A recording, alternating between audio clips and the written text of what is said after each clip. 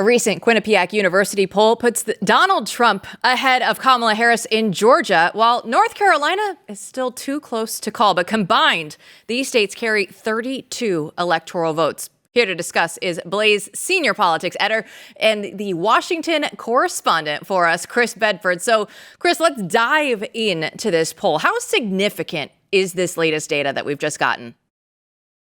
What stands out to me most about this data is how it puts Kamala Harris basically exactly where Joe Biden was when Democrats had their complete panic. Now, that's not true across the board. At that time, you had Joe Biden potentially losing New Jersey. Pennsylvania was going to be a cinch.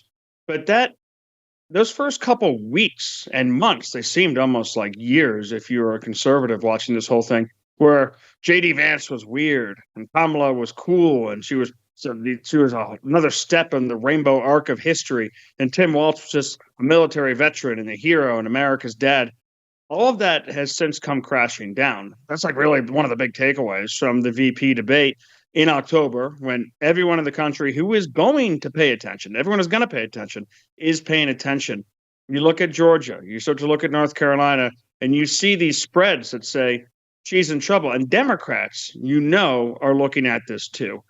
These are states where polling over the last two presidential elections versus Donald Trump has basically been placing Republicans 6 points behind where they actually end up. At least that spread closes by about 5 or 6 points. So when you see this now reflected in the polling, granted, it's finally become cool to like Donald Trump. The moral stigma's gone. Democrats do start to worry and say this election may actually end up as disastrous as the Biden election could have been. Chris, North Carolina.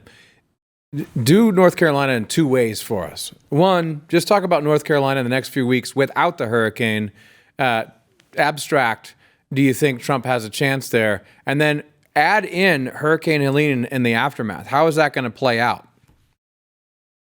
Well, I think that's going to depend a lot on the infrastructure. But I mean, right now, you've got a couple weeks before the election. Right now, you're starting to see these strange reports about the humidity and the rain certainly impacting the ability to mail in ballots. That's become a problem. But right now, also, you're seeing a lot of the sorting. You and I were talking about this a little bit before the show, where you have illegal immigrants getting $750 a day in New York to be able to stay in hotel rooms. But there's potentially offered $750 total stipend to help people get baby formula, to help people get groceries, to help people get water. That's the sort of thing that's really going to impact the federal government. It kind of reminds me of that Kanye West quote back in the day with Hurricane Katrina, an incredibly deadly hurricane by modern standards, which might actually be eclipsed when you end up going through these mudslides. Kanye West, maybe in an early sign of mental illness, went out there and said, George Bush doesn't care about black people. Well, this administration, whether you're in Ohio, a town that got blown off the map by a train, or whether you're in Appalachia, really needs to show that it cares about white people. And there's so many different signs and going-ons coming down. This one, of course, is just an act of God. This is nature. But if you're the Longshoremen Union, or if you're Israel, or you're Iran, you know that right now, the President of the United States is essentially incapacitated. He's not going to do anything to stop you. You know that Kamala Harris's only interest is in winning. She doesn't know policy. Poor Tim Walz up there last night. First question was talking about Kamala Harris's serious policy toward Israel and Iran. Well, that's an impossible question for Tim Walz. She has no policy, and if she had one, she certainly hasn't told him. So we had to totally make that up. But these countries, these unions are taking advantage of this chaos and this lack of leadership right now, knowing that by this White House. And maybe they'll reel it back after the election if Donald Trump wins. This is the time. And I thought there might be chaos. The war might expand to Lebanon. You might start to get some of the union pushback that you're getting right now. But I didn't expect all of these things, including this awful storm, to hit at once. More bad news for Democrats. Well, you mentioned Tim Walz on stage. You wrote in your Beltway brief that he clearly lost the debate. I would ask you some of the best moments, but really I think they'd probably be more like worst moments that you picked up on. Oh, my favorite. And I think I'm going to use this in any arguments I ever have with my wife. If I come home and she said, why did you lie about being at China on this certain day? I'm going to say, well, I grew up in a small town.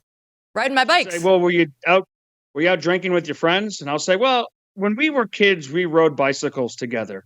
And I'm a knucklehead. I came from the middle class. My mom worked hard. I don't think these are answers that would suffice in any other moment. You've got Tim Walz's idea. We talked about this last night. He had to create a viral moment, a "you're no Jack Kennedy" moment. He didn't. I guess the only real viral moments he created were wide-eyed, like a deer in the headlights with J.D. Vance smirking. He created some viral moments where he went off on these ridiculous tangents to explain why he had politically calculated lies. And by the way, he did all this stuff.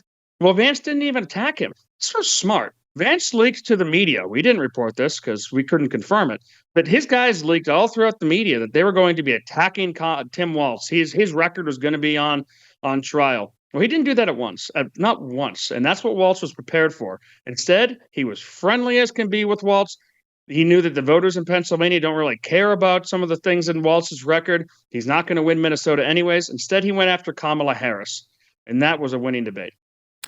All right, Chris. Well, in wrapping up here, I guess what you're telling us, is this right? Is it fair to say that the joy of Kamala Harris is gone? The vibes are starting to struggle. I think that they might need to take another hit off of that joint. The buzz is fading. Chris Bedford, thanks so much for joining us, and always with the exquisite Tim Walz commentary. We appreciate it so much.